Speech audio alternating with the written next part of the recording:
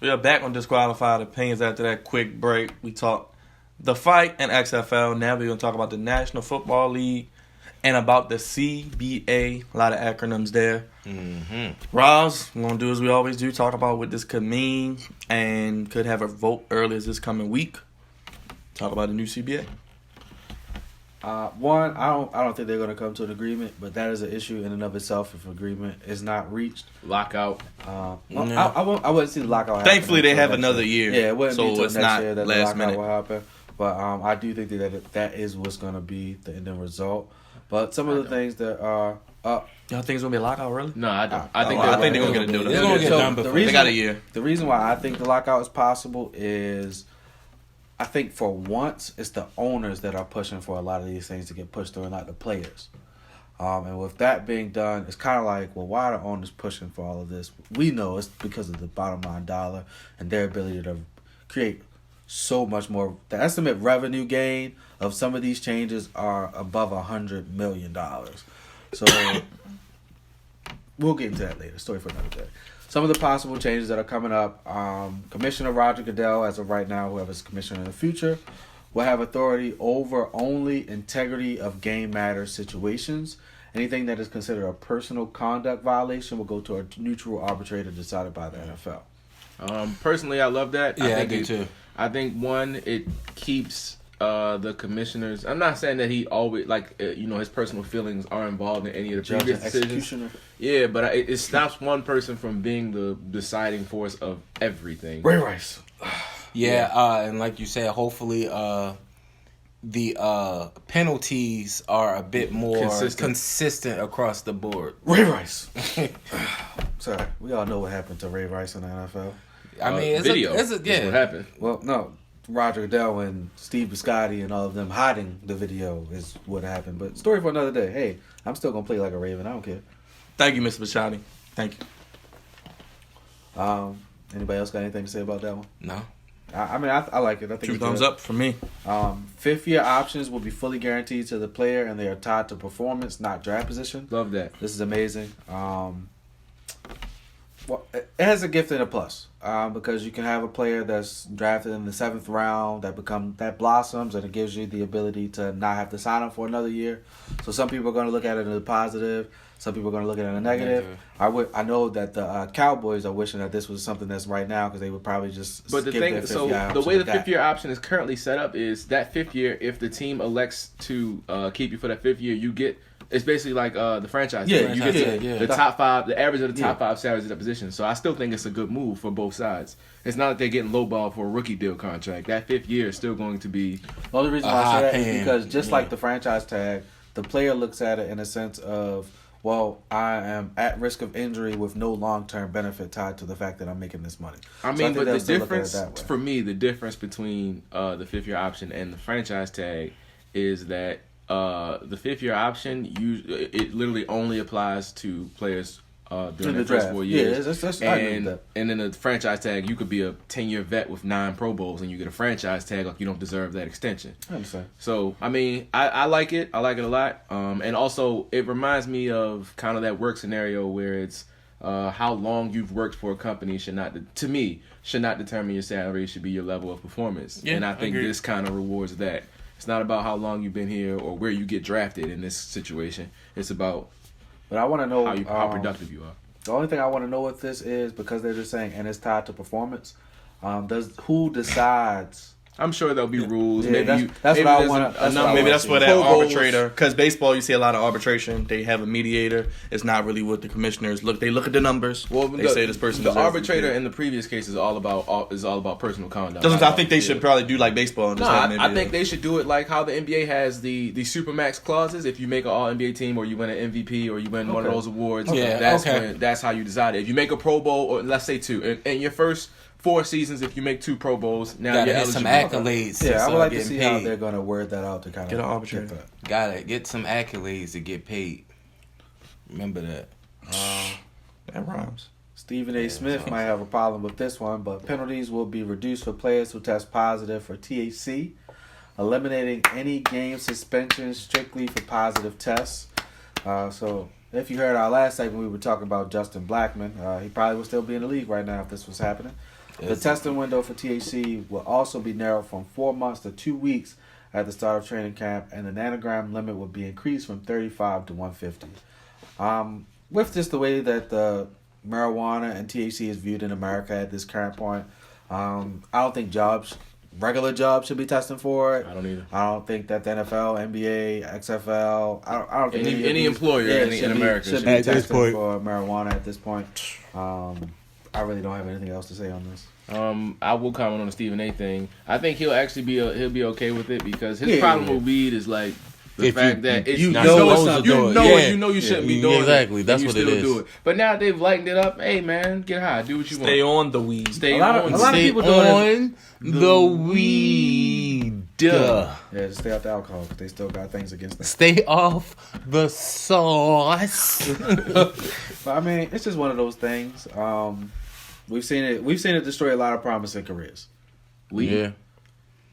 Huh? The constant suspension because of yeah. You know, I ain't never seen weed destroy nobody. I'm talking about the amount of players that have gotten to that indefinite suspension situation where they get indefinitely suspended and then it's just never see him again. Say that. Full disclosure, I don't smoke, y'all. Save that piece of audio, please. I ain't never seen weed destroy nobody. That's gonna be the drama of the show. We can use that in every facet of anything in life. Also, teams are given another player to be able to activate off of injured reserve, so it's going to go from 2 to 3. Should have been did that. But I'm perfectly fine. Thank you, I guess. Player discipline for all off-field violations will also be heard by the neutral third-party arbitrator that will be decided. But if you do appeal that arbitrator, it will go to Roger Goodell or whoever the commissioner is for him to have final vote. And the NFL will still conduct all of their own independent investigations as they've done prior to the past. I don't think anybody has anything to say about that either. We're all in compliance with Roger Goodell not being the judge, jury, and execution. Absolutely. This is something that needs to be done. Moving on to the most controversial of the situation. There's a lot of things that kind of stem from this, so it'll be a couple different bullet points. NFL is moving towards 3-game preseason and a 17-game regular season. With that, some teams will have 9 home games, some teams will have 8. If you are of the 9, in the following year you'll have 8, and vice versa. This does not mean that every team will have an international game, because I know that's something that everybody's saying. You have the London Jaguars out there, and the what's the Chargers? The Mexico City Chargers. These are teams that don't have really home field advantage anywhere, but everywhere at the same time. There is no cap on the total number of international games a team may have, so we may actually see the London Jaguars being the London Jaguars. I think the owner was saying that they could increase their home games from 1 to even as early as this year, possibly 2, and then increasing after that. So, I think we were talking about this off air. I'm not a fan of the odd number regular season. I hate it. I would much prefer them just get rid of ties. I know this affects the whole tie situation, but I would much rather them just get rid of ties in the NFL altogether. Fix the overtime in the NFL. We don't want to see ties for professional football. And keep it at 16. Let's keep it at 16 games. I'm cool with eliminating the preseason game. And the other thing I do like is the top seed in each conference gets a bye. Now, as it is currently, the top 2 seeds in each conference get a bye. Now they add an additional team to each conference, and only the 1 seed gets a bye. I like that rule, but I think 16 games is the perfect amount because it's even, and I think 17 is just weird. The different number of home games, I think that's an advantage to some teams, a disadvantage to other teams, and also the players. From what I read, the maximum salary that you can earn for that final 17th game is like $250,000, which is less than a lot of the guys in the NFL make per game. So I think that opens up another can of worms. We saw J.J. Watt, Richard Sherman, and Russell Wilson come out. They are 3 people that are making more than $250,000 per game. So you're going to see that, as well as just the injury risk that come apart. No star players that plays in the 4th preseason game. So nobody really cares. Most players don't play in the preseason now. Exactly. But that extra 17th game, that game is going to matter. There are a lot of times where you see week 16, week 17, a lot of teams kind of take off a little bit. Which is why it's important that the 1 seed gets I'm okay with that. It makes everything more important. And I think teams would get an additional bye week, I believe, right?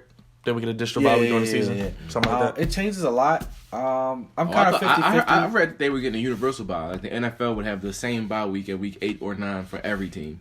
That was what I read. Okay. That could be, I mean, that's little stuff that could be changed. I just thought that it would make more sense to each team gets 2 byes, personally. But I would personally like the 2-bye thing, too. I wouldn't. One more game doesn't deserve a whole separate week off, to me. It's just one. But they're also talking about increasing like training camp and things like that as well. So if training camp is boosted up, then possibly adding an additional bye in there kind of is a little bit understandable.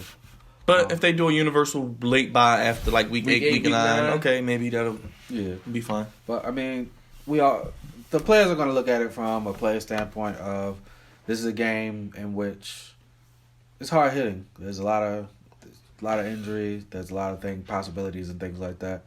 You're adding an additional game. While in some cases you're not even really paying me how much I really make, and the toll that it's going to place on my body.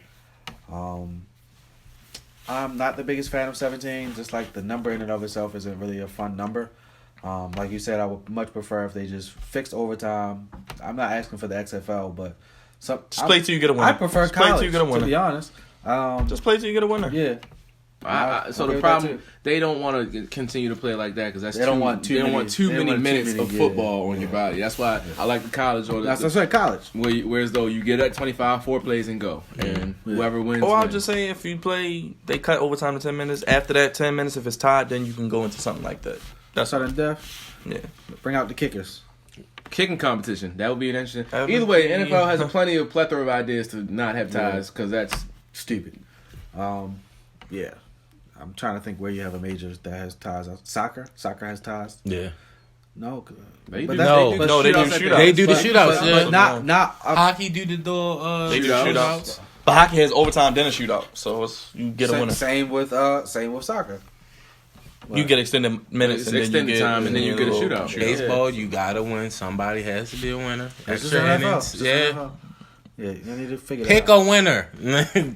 Nobody likes that team that's 6-7-1, and they might creep into the. Well, you said something. Carolina made it at 7-8-1. I was gonna say we've seen the Seahawks do it at 7-9, win a playoff game. You said it could be as many. 9-7. No, it was 9-6 something like that. No, Carolina got it at 7-8-1. The Seahawks were just 7-9. I forgot what the Steelers were that 1 year when they got. I'm saying you said that the 2 teams that would have made it with the 17 were the Steelers and the Rams, and you could have as many as the whole division in the playoffs. Mm-hmm.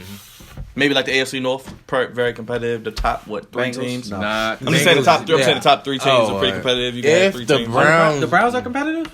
I think so. Yeah. Okay. I think they're competitive. Okay. How I nice. think they're decent. I think they're middle of the pack. I think they're competitive. Are you talking about this year coming up? I don't know about this year. They're competitive. The Raiders will make the playoffs before them. I mean, with 3 teams now, we can have a situation where we're not going to talk about the Cleveland Browns here. We're not. I don't know. Anybody else got any comments? Concerns? I think some people that are getting holes are season ticket holders. One, because if you have a PSL, usually you are automatically charged with 2 preseason games at home, additionally into the 8th regular season games that you normally get, and first priority that is an additional if they make the playoffs.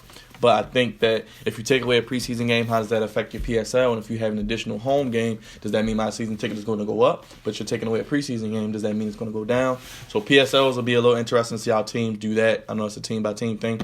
And the coaches get hosted. Coaches have no say in any of this, ever. Mm-hmm. They're the only, they're with the players more than anybody. They work long hours, long schedules. Their salaries aren't getting increased. They don't have a collective bargaining agreement. Their agents are probably scrambling, trying to get them more money. But for that 17th game, that additional week, you want to increase training camp. Should be something for the coaches in there as well. It won't Officials? Be. It won't be. Exactly. It won't be, but they get hosed. Does anybody think the 7th seed will really win 9 times out of 10? Yes. I'm willing to bet with the NFL. Yes. Within the first 2 or 3 years, we'll see a 7. We'll see a 7. We'll see a 7 beat a 2. Easily. Because the 7 would have been the Steelers. Could the Steelers beat the Chiefs this year? With their defense, they would have had a chance. Would the Rams beat the Packers? They could have possibly. Rams could have beat the Packers. Yeah. I'm saying the Steelers weren't beating the Chiefs. That 7th team in the NFC especially, like the NFC is close every year. So you could have had, you know what I mean, another team that's what 8, 9, 7. Any NFL team could beat any NFL team on one Sunday. Like you said, you saw the Titans beat us. Yes, absolutely. I think it'll happen in the first couple years. The first year, the very first year they did this, the 7th seed was going to be the 2 seed. it makes you, like I said, want to play for the 1 seed. Mm-hmm. I do like that. I do like playing for the 1 seed. I think it will eventually take a toll on people's bodies because we've seen in years past that people who know they already have that 1 seed locked up. Didn't work out for Baltimore last year.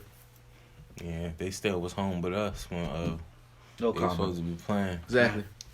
All right, anything else to say after that one? Well, we'll see what happens. They got a whole year to get it done. New Year league year starts in about a month. We'll see what happens. Disqualified opinions.